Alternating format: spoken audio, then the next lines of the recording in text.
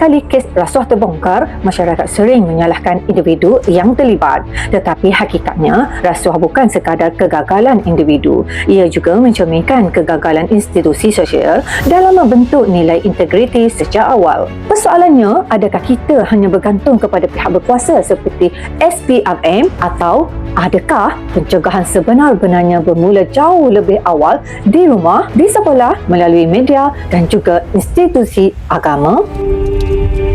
Kakak, jangan buat macam tu. Kenapa? Kan ayah ada bagi tahu dulu, tak baik buang sampah merata-rata. Berdosa tau.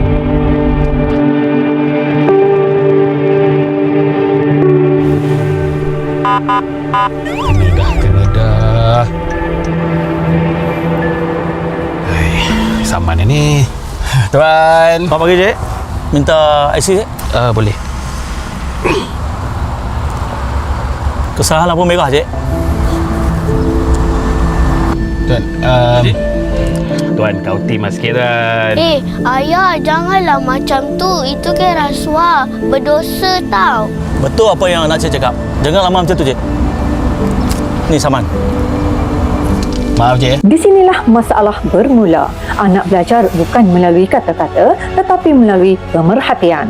Jika ibu bapa mengajar bahawa matlamat boleh dicapai melalui jalan pintas, maka benih rasuah sedang ditanam tanpa disedari. Keluarga ialah benteng pertama pencegahan rasuah kerana rumah ialah tempat nilai moral mula dibentuk. Pendidikan awal bukan sekadar mengajar adab tetapi membentuk sistem kepercayaan anak tentang apa yang betul dan salah. Secara kritis, saya berpendapat kegagalan membanteras rasuah sering berpunca daripada normalisasi ketidakjujuran dalam keluarga. Apabila anak melihat ibu bapa menipu kecil, memotong barisan atau menggunakan kabel untuk kepentingan sendiri, mereka membina persepsi bahawa integriti boleh dikompromi jika ada manfaat. Ini berbahaya kerana rasuah tidak bermula dengan jutaan ringgit tetapi bermula dengan toleransi terhadap salah laku kecil. Namun, keluarga sahaja tidak mencukupi. Sekolah dan universiti bertindak sebagai institusi kedua yang mengukuhkan nilai tersebut melalui pendidikan berteraskan nilai atau values-based education. VBE penting kerana ia tidak hanya menilai kecerdasan akademik tetapi membentuk karakter. Nilai seperti integriti, accountability, empati dan tanggungjawab sosial mesti dihidupkan dalam budaya sekolah. Tetapi secara kritikal, jika sekolah hanya menghukum peniruan dalam peperiksaan tanpa menjelaskan kaitannya dengan rasuah masa depan, pelajar mungkin melihatnya sekadar kesalahan kecil. Hakikatnya, meniru adalah latihan awal kepada penipuan sistematik. Oleh itu, pendidikan perlu menghubungkan salah laku kecil dengan kesan besar terhadap negara. Media memainkan peranan sebagai penasihat sosial dan pengimbang kuasa. Keberkesanannya terletak pada keupayaan untuk mendedahkan, mendidik dan membentuk persepsi masyarakat terhadap rasuah. Ini satu lagi laporan yang baru kami terima di mana kedua pegawai kanan yang betul. Suruhanjaya Pencegahan Rasuah Malaysia SPRM menahan 13 individu. Baik, kita beralih pula ke laporan SPRM, 2 pejabat awam dengan seorang. Tanpa media, banyak skandal mungkin tidak diketahui umum. Dalam konteks ini, media bukan sekadar penyampai berita tetapi pelindung kepentingan awam. Namun secara kritis, media hanya berkesan jika bebas daripada pengaruh politik dan ekonomi. Jika media dikawal atau berat sebelah, ia boleh menjadi alat propaganda, bukan alat pembetulan sosial. Oleh itu, kebebasan media ialah asas kepada tadbir urus yang baik. Institusi agama pula berperanan menyentuh dimensi paling dalam manusia, iaitu hati nurani.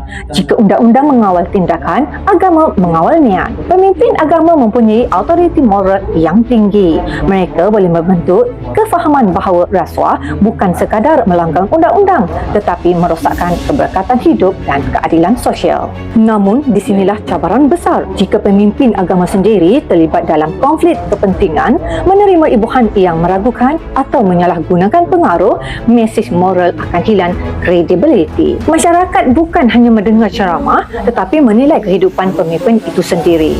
Maka, integriti pemimpin agama mesti lebih tinggi daripada orang biasa. Kesimpulannya, rasuah tidak boleh dibanteras hanya melalui hukuman.